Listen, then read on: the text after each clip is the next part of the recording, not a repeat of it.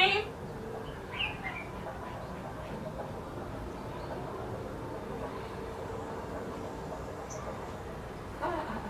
Eu, Mwana. Tambi. Gare.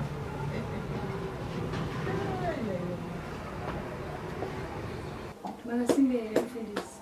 Aiwa, tiripo mwanangu. Makadini? Aiwa, tinofara chose. Mana simbe Mufundisi. Aiwa, ndiri upenyu mwanangu. Aiwa, tinofara Mufundisi. Aiwa, tinotenda Mwari zvikuru. Mufundisi, mushindona zvandaya kudai. Ndauya nendau yakanaka. Uyu anoitwa Chai. Okay. Ndiyo shamwari yangu yandinofambidzana naye. So tasvika pachibvumirano chekuti takuorganize. Nice.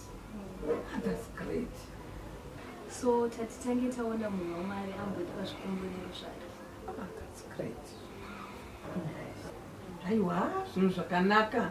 Maronga zvinhu zvakanaka vanangu. Ukaonawo wakudza mhuri yako kudai mwanangu. Uchiona uchisvika pamastages amasvika aya. Aiwa, kaunonzwa manyukunyuku, kunzwa kufara kutenda Mwari. Kuti Mwari tinokutendai. Tinokurumbidzai nemhuri yamaunganidza pano tenzi.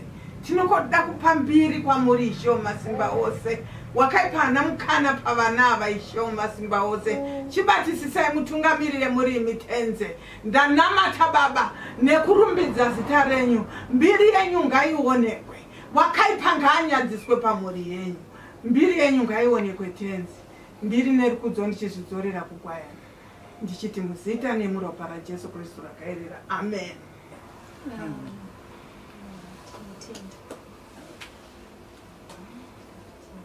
Saka inini ndandichine chikumbiro chekuti mukazowana mukana. Ndandiri kuda kuzoitawo 1-on-1 nemumwe wako. 1-on-1. Tinyatsonzwisisana.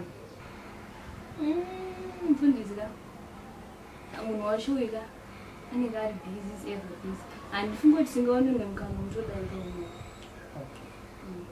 Kutongomuti zvatatongomuona na. Ndaatongoita.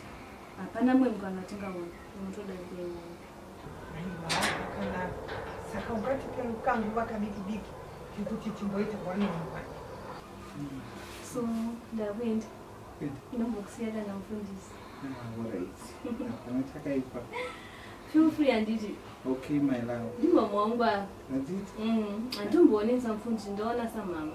Oh, very tasty. Alright, I'll see anditi. Okay. Just 2 minutes. Alright. Alright, ndofoniera. Okay. Alright.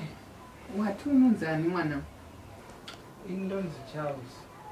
Charles? Yes. Charles ani? Okay, Charles is Linda.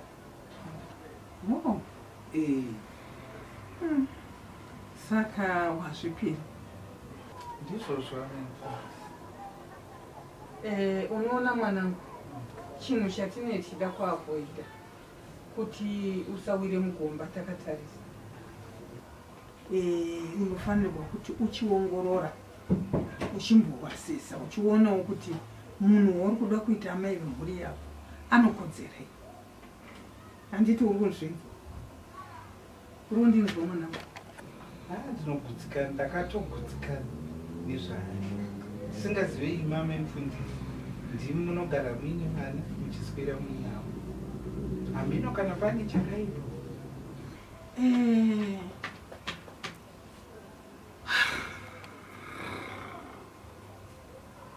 Ndichitaura kunyika yemweya, ndiri kuratidzwa kuti zviri kuita makakatano. Simba riri pauri nesimba riri pamumwe wako zviri kuita makakatano. Unozviziva here kuti munhu womumwe wako uyu haasiri straight? Unozviziva kuti ndine nguva yandinopinda bhizi muchechi chaimo makazara nevamwe. Mwana uyu ndichimunamatira achipinduka kuita nyoka. Sure here, Amai. Vabereki vemwana uyu vaputi vembanje. vanonwa zvekuti nyika yese inosiririswa vachinwa, mbira dzichidandaura vachiridza. Panapa ndine mwana wangu musikana dangwe, first born yangu, chigagairwa chinonamatirwa every day, every hour. Ndine ndiri pamunamato macho. Hana kana dhimoni 1 rakadaira unomunongedzera.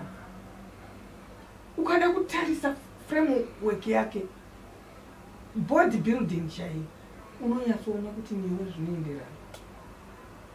Kwete zvokusoro chitorera kamuswiri nyanya, kamukora kwafa mombe. Iwewe gentleman like you. No. Ndazviramba. Nai mwanangu. Mama. Pinda muno.